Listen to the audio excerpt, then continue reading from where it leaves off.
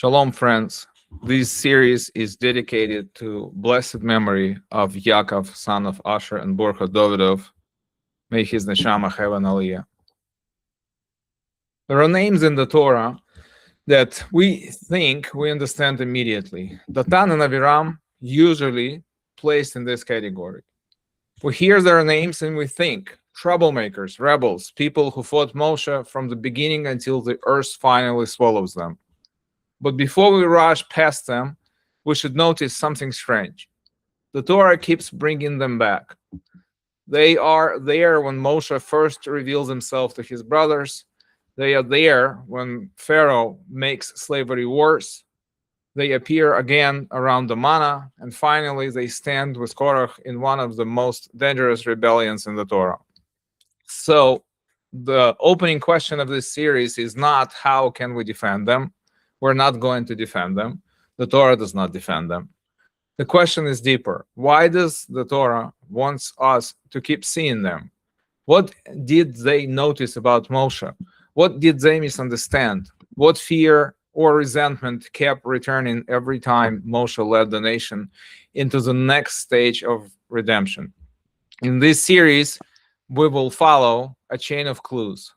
One strange word in their first confrontation with Moshe, their repeated language of death, Korach's claim that the whole nation is holy, the doors, reading of Machloket, and finally surprising teaching of the Arizal.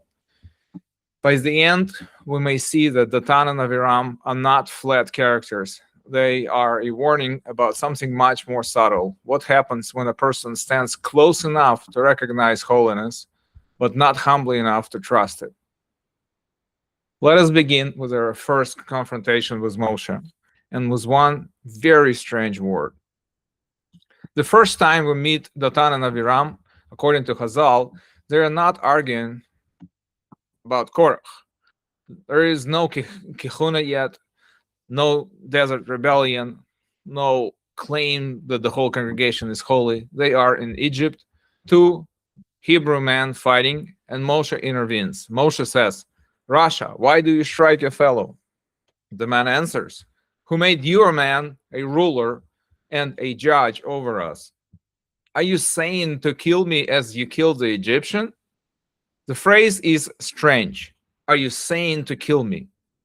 Halarguni oto amar. Why saying? Why not are you trying to kill me?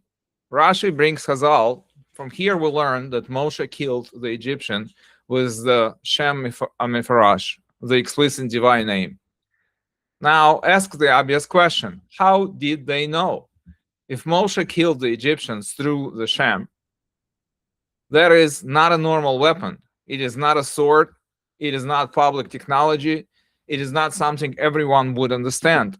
Yet Datan and Aviram speak as if they know exactly what happened. Are you going to kill me by saying, by speech, the way you killed the Egyptian?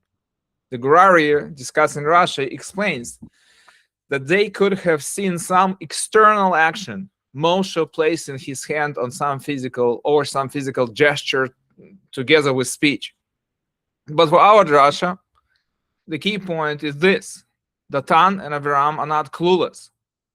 They recognize that Moshe and his power is not ordinary.